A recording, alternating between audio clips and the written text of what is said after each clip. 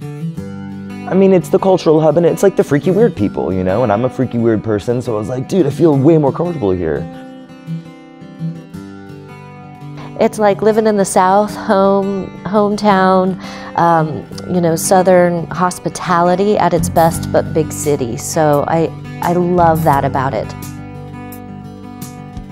Kind of crazy, but also always creative, and a kind of a nonchalant attitude towards laws and what you're supposed to do, you know.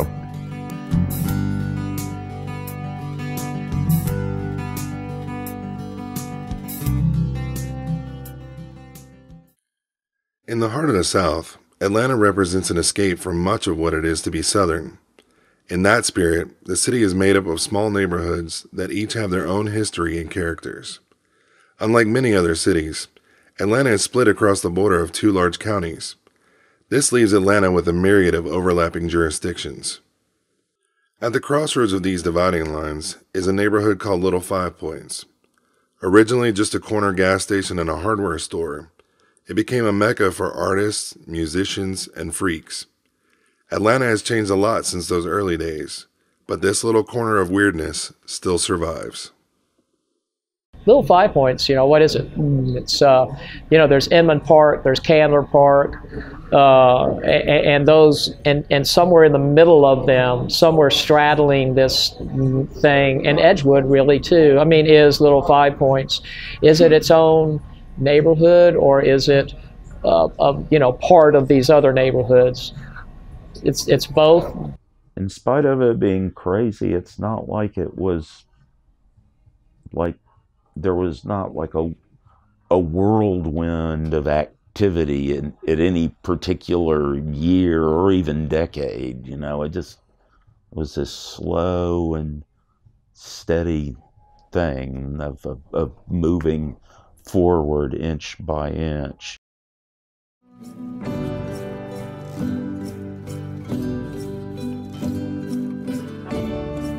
Oh, it was so exciting the first time I came to Little Five because I'd heard so many stories about going to Little Five Points.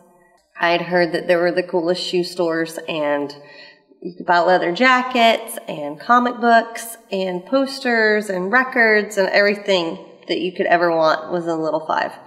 So I came, and the first store I remember going to was Junkman's Daughter, and it was when it was on Euclid Avenue, and it was across the street from Seven Under. It was like in the 80s, and they had these big chairs that you sat in that were shaped like hands to try on your shoes. My first experiences in Little Five were when I was a teenager, and I knew that it was like the cool part of town, and really I was mainly interested in criminal records because I knew I couldn't get into the bars, you know, and I'm a musician, so I was super into buying compact discs, so I would go to criminal records. I started coming to the neighborhood when I was about 13 years old. I took Marta up from Roswell, Georgia. When I was younger, I would be carted around with a parent of a friend or something like that, but as I got a little older and into high school, I used to come tool around here as, you know, like go to Junkman's and do all like the touristy stuff. I probably bought a far too large poster at Junkman's Daughter. One of the multicolored you know, Apple-inspired Beatles pictures. It was like, you know, this big and like this tall and shit like that. And I came home and my mom was just like, why did you get that? Like, where are you going to put that? And I said, the ceiling. And it still hangs there to this day. I didn't belong as a kid, and that always bothered me. If only I'd known that one day my differentness would be an asset, then my early life would have been much easier. Bette Midler. I was raised to be a redneck. I mean, really. We were down in the South. My family is from around here in Alabama. I'm really happy to have been, to have that influence. Sure. You know, both of them, it's great. But, so I was a failed redneck. Really, I just wasn't tough enough or mean enough. And so I picked up that nickname, you know, because of that.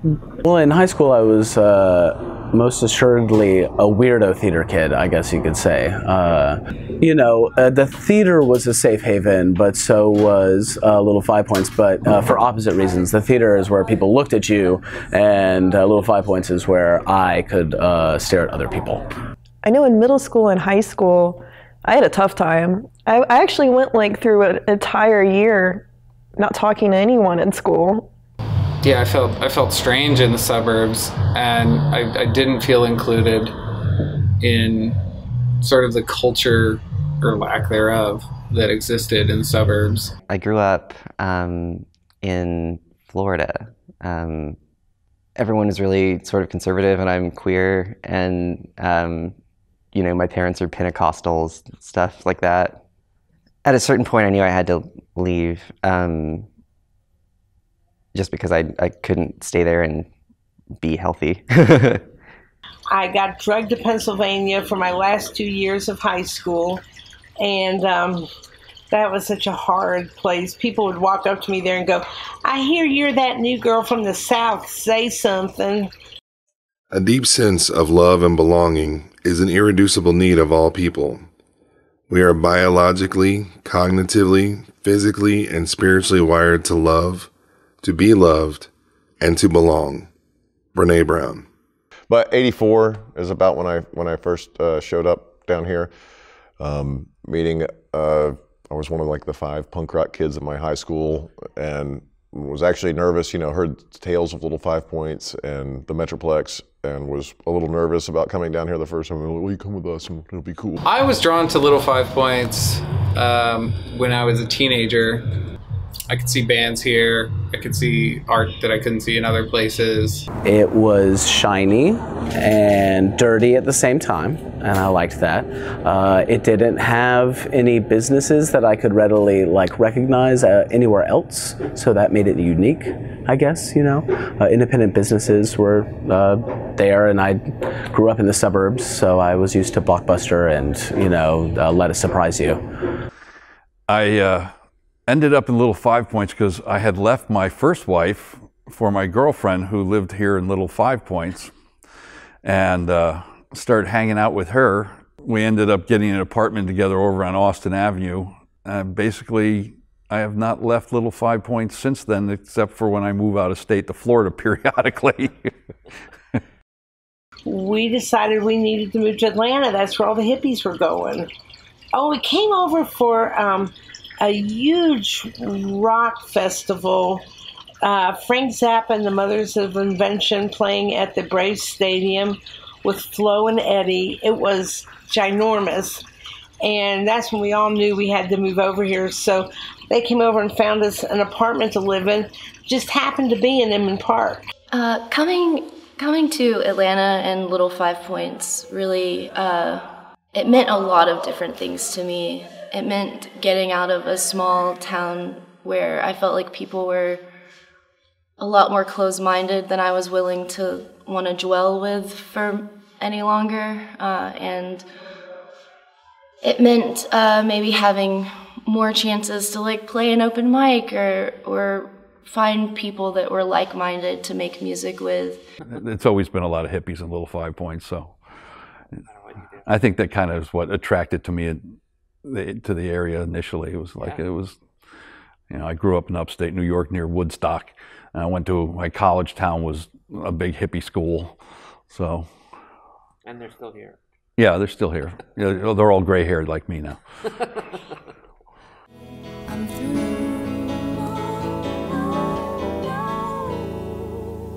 There's no being gentle about it. It was a dump. About every 4th storefront was closed up and had been for some time. Both the theaters down on Euclid were closed up and had been for, I don't know exactly, but a long while. Even by 76, they'd been shut down already for, I dare say, a decade. Oh, it was completely different from what it was now. It was actually just coming, it was re-emerging from a lot of the storefronts and things in Little 5 were vacant. And it was just starting to kind of come back into its own and rebuild.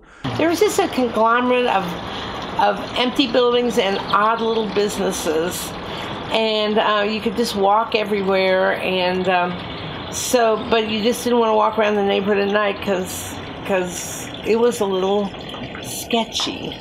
I would be lying to tell you I envisioned the Little Five Points of today, or even the Little Five of by the early 90s. It was like, it was so bleak back then. The yacht club, it was new, but it quickly caught on. And then you had the Point, which was a focal point for a lot of live music and stuff like that. And you had Fellini's Pizza up there then and stuff like that. So the square itself really wasn't what it was yet. It was still starting to be turned into the square, and Little Five Points becoming more of a central focus point for businesses and things like that. So it was a lot dirtier. It's always been homeless in Little Five Points and stuff, but they were really pretty bad back then. Lot of junkies, a lot of ODs back then, more so than now even, sure. Which is still a lot, but it was it was just forming into what is now Little Five Points, I would say. There's a lot of businesses that have come and gone, but that's kind of the nature of Atlanta as a whole. However, unlike a lot of parts of town, the businesses that really are part of the community here that have stuck around ain't going nowhere. There was not any sort of used record store in Atlanta, and talked to me about, hey, you want to do that again? We'll concentrate on used records and used books. And being a janitor at the time, decided that it would be worth a shot if we could pull it off. What Del and Faye did in creating Seven Stages and not only a theater company in '79, they also were really strong about staying committed to this neighborhood, because they saw that there were stories that need to be told right here. They wanted to really have a home base for people to come to. We opened in February of '81. I was contacted by Kelly Jordan, who was reaching out to the Georgia Pharmacy Association, looking for a young pharmacist that might want to open a pharmacy. Came home, woke my wife up, and said, I think I found where I want to build a pharmacy. And growing up in New York, where I did in the Bronx, in a neighborhood, I felt that this had a strong neighborhood feel to it. It was only getting better and stronger, and so I figured this was going to be the right place for me. And 36 years later, I still believe this is the right place for me. So, trying to figure out what I wanted to do, I realized, it's just pretty simple. I just got high and hung out in bars. I had this crazy idea to start a bar with nothing, with no money. $5,000 is what I had, and me and a couple of partners found this spot. So we just moved a few blocks away from Manual's, and we sort of did Manual's on LSD, I think is what because it's a really offbeat. There's music and, and it was in Little Five Points, and I walked in the door. This place was for rent, and sure enough, I walked in here and I knew this was it. I just knew, and I felt at home. That was when I felt at home. Actually, one of my goals when I started Java Lords was I was hoping to create something that would, like a scene, and like I grew up with here, and just because I missed it so much. And I think we've kind of succeeded in doing that. It's not the scene, it's not like the punk rock scene, but it's definitely like a theater, music scene, yeah. Cousin Dan played his first show at our open mic here. A couple of bands have formed out of just hanging out here at Java Lords. A lot of plays have gotten created and written, and then you've been in there writing books too, so. The neighborhood has had its share of fights for its existence. They've battled and won against several Goliaths, including Jimmy Carter, the Department of Transportation, big box retailers, and mixed-use developers. So far, they've won each time. Back then, when they were trying to build Freedom Parkway, that was a big thing with, stop stop the highway. And that was, I remember that being a big political movement back in the late 80s. By opposing this road, you're standing up for the very best in American tradition. But it is absolute folly, it seems to me, politically and economically and any other way, to destroy or damage neighborhoods and parks if it is not necessary for a higher good. I think that you got a group of true believers that are waging what they feel to be a kind of a crusade, and we've been very tolerant, and nobody's decided to take them on, and I think we're paying a price for it. It was great to see how strong, because of what I initially felt, how strong this neighborhood was. I've never seen, this will never happen anywhere else in the country, where a community, a neighborhood will fight against a past president, President Carter, Mayor Andrew Young, who wanted this big road to come through, and said, no, we're going to fight this and fight this and fight till we get a good compromise. I mean, that's the other thing that you got to really respect about the Little Five Points Business Association is they have defended Little Five Points from going the way of the big box and things like that. I mean, they're adamant about, no, you're not coming in here. The grocery store, Mr. Kim wanted to sell, and after a number of years, and Rite Aid wanted to come. I can try to fight that legally. I didn't need to, because the neighborhood decided that they were going to have a little rally on a Saturday, and we don't want the big box in here. We don't, the David and Goliath type of scenario, and we were the lead story on 2 of the 3 networks that Saturday afternoon and evening, and it was great to see the support that the community gave me. And we're freaks, that's all. Those 2 bastards got us nice and early and made us into freaks with freakish standards. That's all. We're the tattooed lady, and we're never going to have a minute's peace the rest of our lives until everybody else is tattooed too. J.D. Salinger.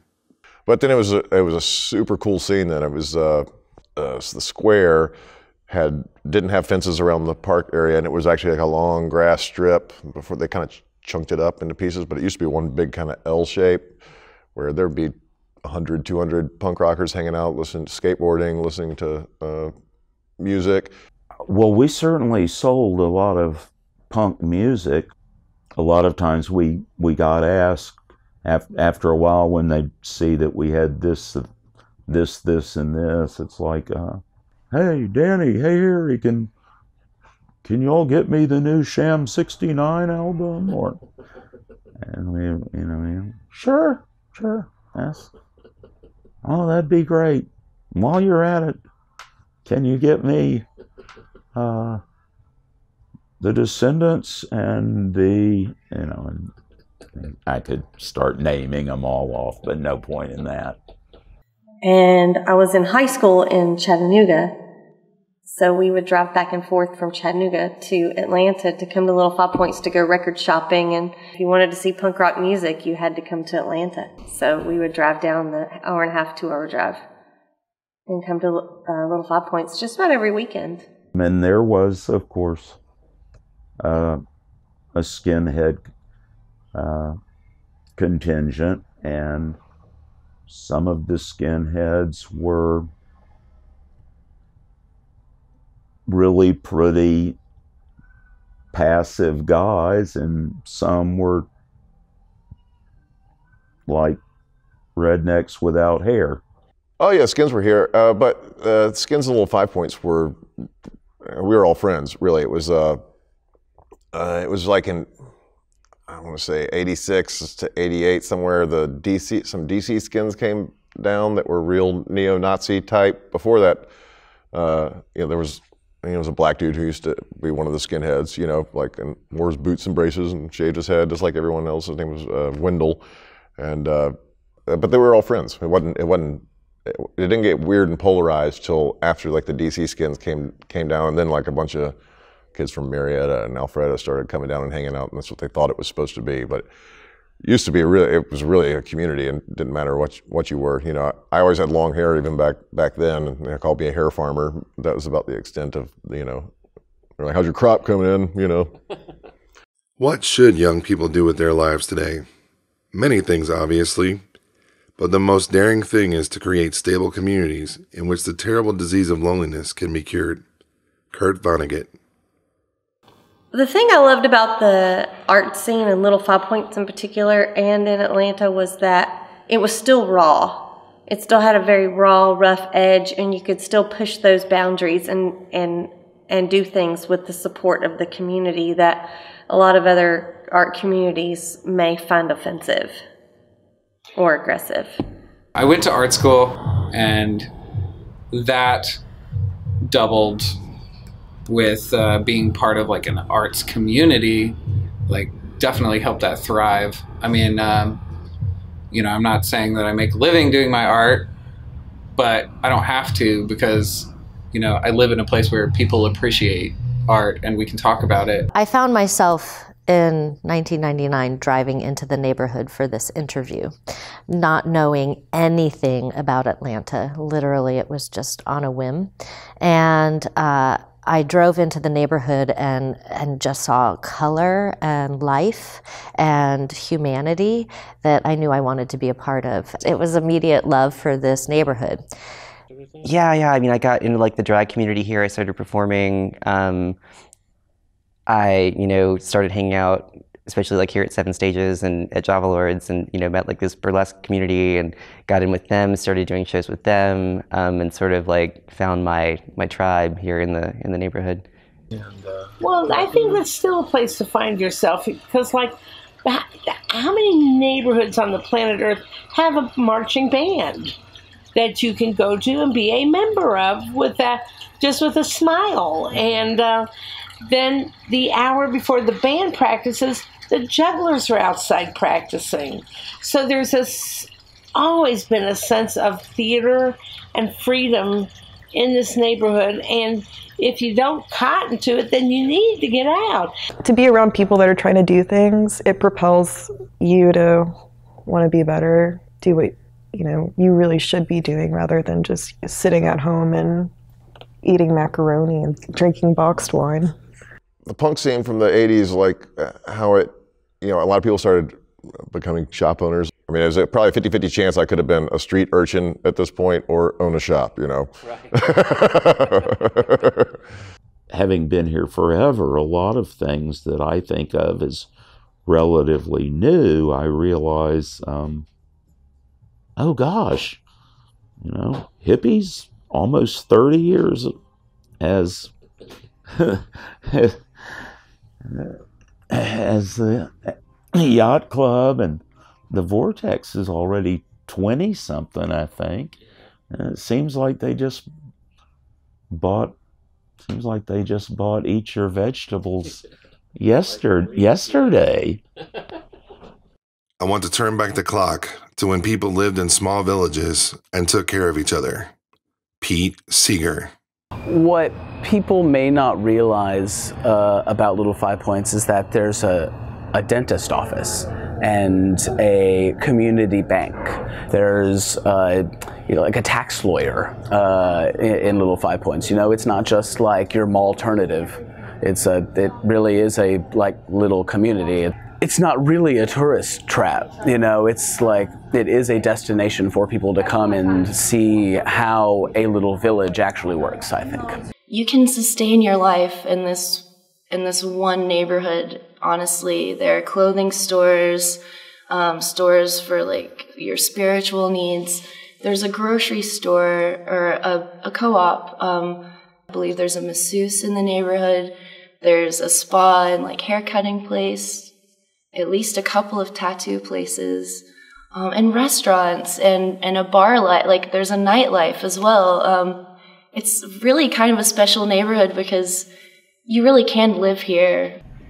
Then there's Little 5 Points, and it is a group of merchants who are nuts. It's all retail. They want to sell some weird thing that they're into, a hobby, and they try, and against all odds, most of the time it doesn't work out. I don't think anything has changed and grown like Atlanta, just anywhere. Gentrification and consumerism have destroyed the character of my favorite American haunts. Tom Hayden. When I first showed up, and I lived in some of the houses too, most of these houses were split up into apartments in the neighborhood. Like the condos that are down the street were the skinhead apartments. That's where all the skins lived, in those apartments down there. And we just, called it Skinhead Row. It was just where everyone ended up living. Most of the houses you could live in really cheap, $200 a month or something like that to get a room or a little apartment that's carved out of something. And yeah, that's been weird, losing all of that and families coming in, and it's really a different neighborhood. It was, a little more ghetto down here kind of basically then. Inman Park was completely affordable back then, and they hadn't built up anything. It was still, little old apartment buildings or little old converted houses that had apartments in it and stuff like that. And gradually everything that was here has been torn down now and replaced with these mixed use monstrosities. It would be nice. There's still a little bit of affordable housing, not that much, and it's going away. The people that work here and myself, it's hard for us to live in the neighborhood anymore. Gentrification has its ups and downs. It is there is a higher police presence now than there used to be. I wouldn't call it any safer, but it's definitely trying to be. I've seen a lot of townhomes and high rises sort of scoot in towards Little Five Points, but honestly, the heart of Little Five Points hasn't really changed very much. It's mostly the iris, not the cornea. The artists come in and create a cool environment, and other people want to live there, and it gets ruined. Just no one intends for that to happen, but that's generally what happens. Many people have met here, moved out, and they come back. They come back for shows at the Variety and have a drink here before and after. Sometimes with their kids who are grown. And it's I think it's a nice thing from that you see now in the 21st century, multi-generational families going out together. Going to see bands, patient children, going to see their dad's favorite band or his guitar hero, and but it's really cool. It almost seemed like from the moment I got here, that sense of the tribe, we felt safe here, and people wanted to open businesses and live close by and enjoy the community. I don't even remember the season. I just remember walking between them and feeling for the first time that I belong somewhere. Stephen Shabosky. Like I said before, you're either drawn to the hub or flung off the wheel as it's spinning in this neighborhood. And I was definitely drawn to the hub, It's a weird dysfunctional family, but they'll carry you home and they will put you in a car. And then we have regulars that are still here who've never left, becoming fewer and fewer of them. They're mostly men and single. I call them lone wolves, and they're down at that end of the bar. You know who they are, and so they haven't left. And they could be anywhere from 60 to almost 80 years old. There's something about a person who can hang out in a bar that long. And there's a physiological part to being able just to drink and smoke that long, some of them have slowed down, but not all of them. Oh yeah, definitely, yeah.